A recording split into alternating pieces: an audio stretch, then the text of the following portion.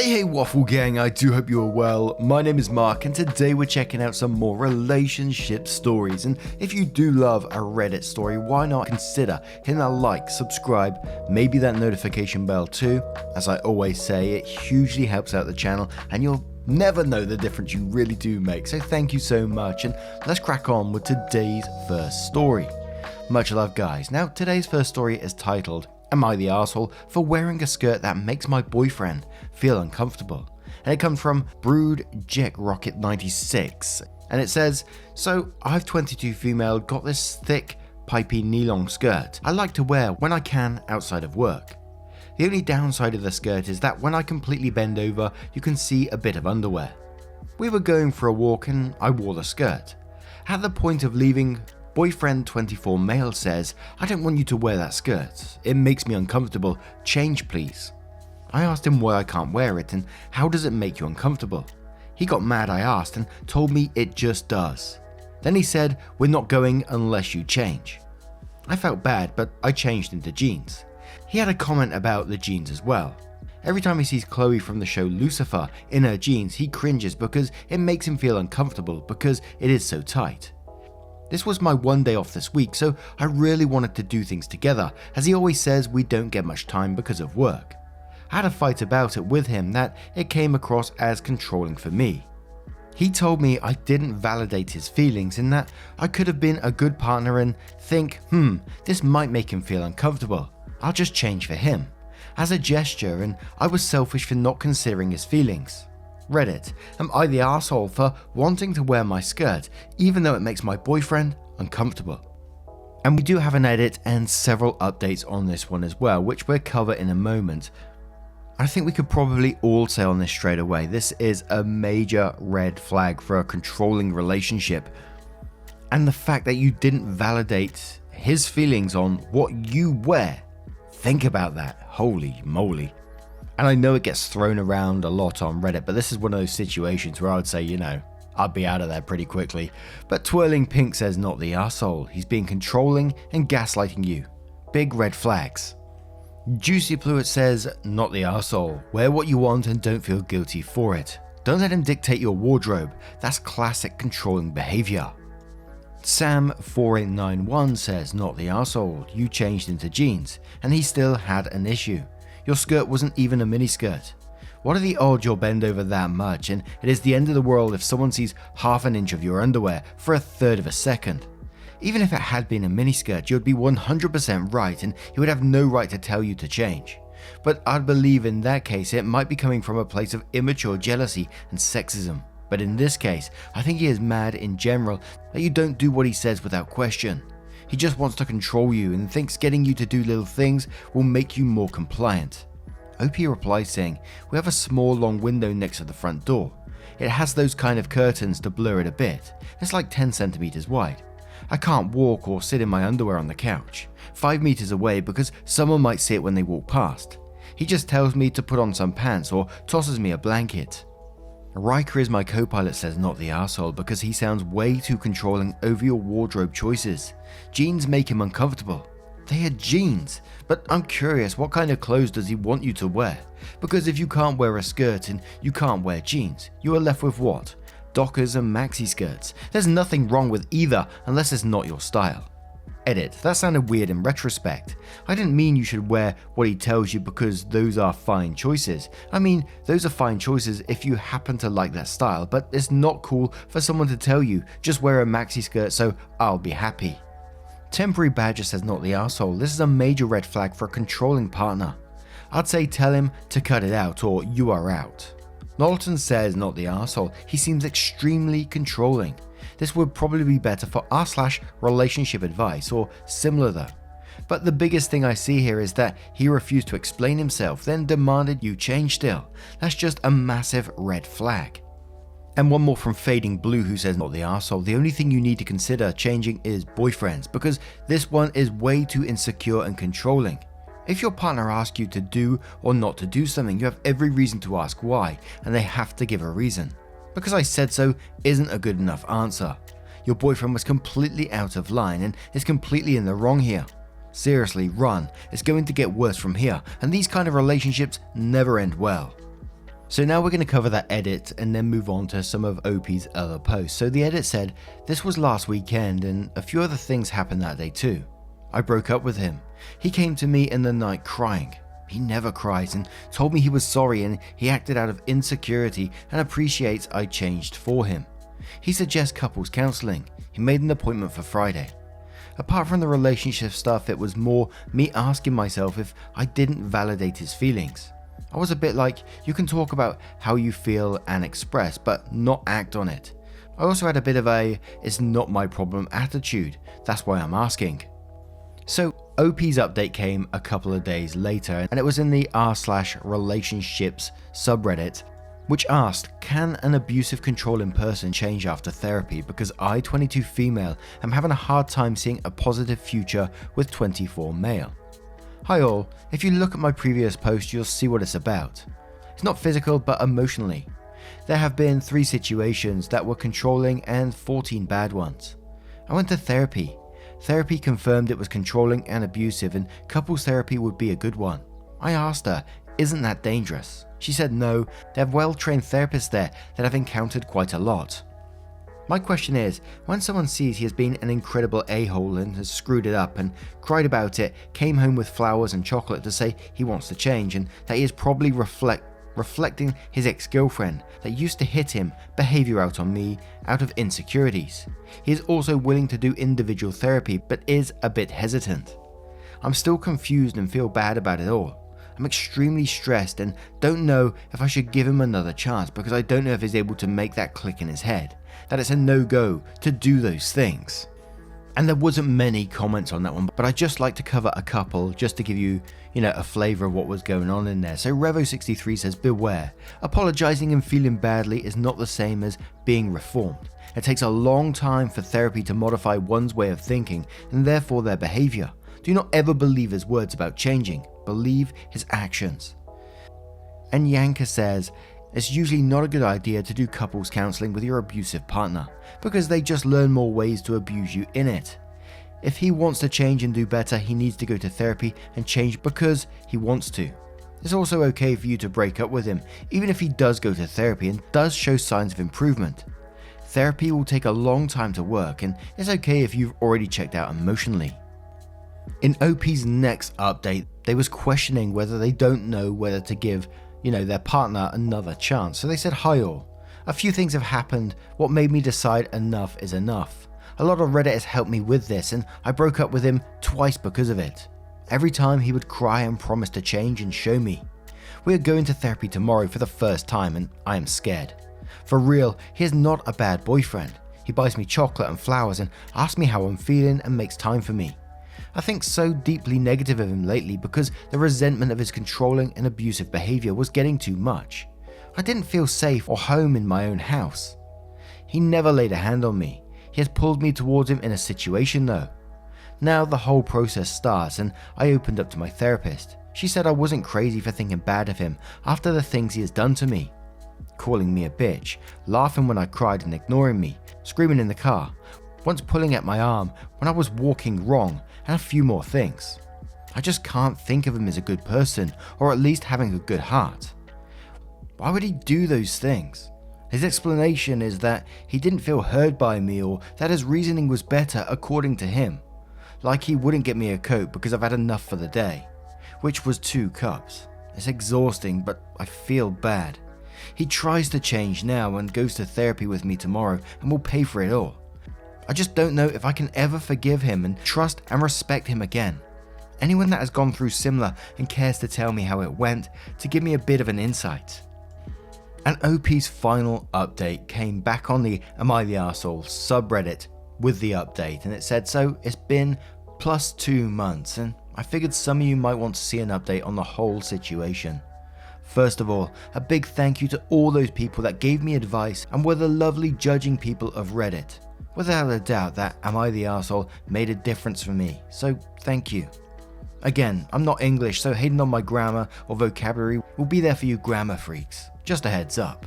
Long story short, we broke up and I moved out and I'm so happy now. I know it's normal to read and will always go this way, but ignorant me always reads these posts thinking, nah, that ain't gonna be me. Here we are, single and all, and never felt better. Now the longer version. After the skirt thing, he made a few other comments and I had had it. I broke up with him at the end of May, with no idea what to do next. Just immigrated to this country, while living together. We went to therapy where he got told to his face that he was abusive and a controlling arsehole, and if he truly didn't see any of that, then he can be diagnosed since they thought it might be autism or high-functioning Asperger's. It was bad. I cried a lot during therapy and tried to open up to her about the situations and not knowing to go on because he didn't mean it right. When she was out the room, he called me a crybaby, again as a joke. Later that night he told me he knew about all of my Reddit posts and that he could see etc. everything, so most likely also this one. Yay. After the second sessions where they told me, 2 individual therapists, he will not change and I do not want to sign up for a life like this with kids etc. They see it so much and if I had a way of preventing this future, I should for my emotional well-being. I moved out 1.5 months ago on my own, made some new friends and started looking for new jobs. He tried to contact me several times and we did talk sometimes. It would always go that he told me he had changed and can see it now, but my love was long gone. I told him I didn't love him anymore, but kept pushing him until I blocked him. He told me he was having panic attacks, was suicidal and whatnot. He needed someone to talk to, but that someone wasn't me. Just having normal people around me where I'm wearing a skirt and doing my things without negativity is just a big breath of fresh air. It's so relieving. I can't tell you how much I feel like myself again, and most of all, not crazy. I'm doing hobbies, sports, therapy, and whatnot, but I'm happy. On a few moments this month, I did feel lonely. I sometimes text him back, but ended that completely too, and just reread all of my situation with him, 32, within a year and a bit.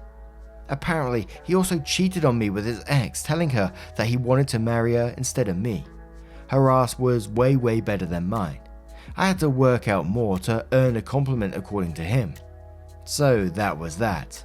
No more Mr. I'm sorry, I didn't mean it that way. Thanks for anyone reading this. If you're in a situation with a partner and you doubt yourself or question yourself all the time by things he says or does, please listen to that gut feeling because you aren't wrong or a bad person for thinking it, and it tells you more than enough. In the end, I was not the arsehole. Thanks everyone for your input and opinions. Edit, and I'm quite overwhelmed with all the support of Reddit. I never thought I would make the front page. Now first off, I'm incredibly glad that OP got out of that situation. It seemed like it was never going to change and they was always questioning themselves rather than the person they're with, and that's what I find quite interesting about these particular situations and reading it from their perspective.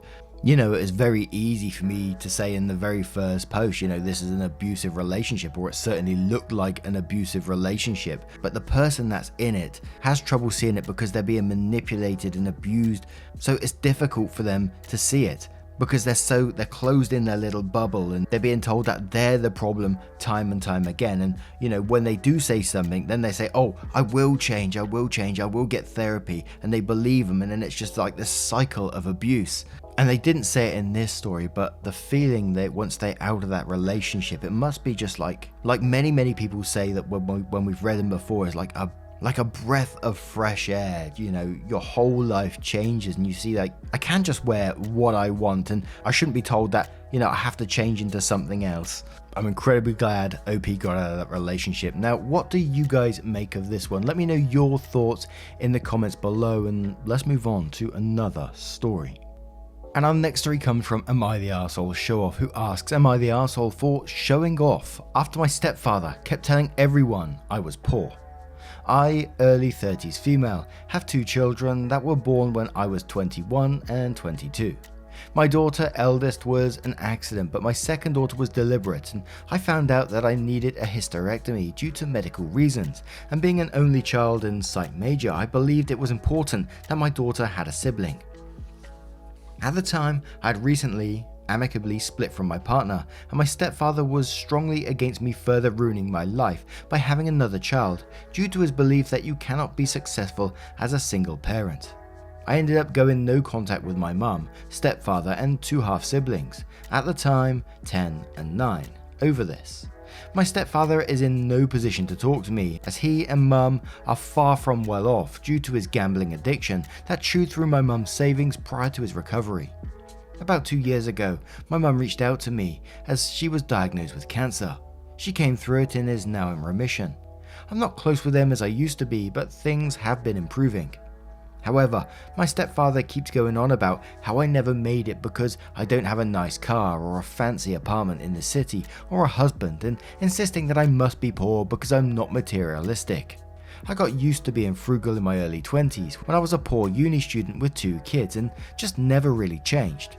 I have a very nice government job with a 6-figure salary where I work from home, but I drive a 2009 Nissan and I own a nice house in the country because I don't see the point in buying a city apartment that I don't need or a flashy car that will have a shitty kilometers to liters ratio.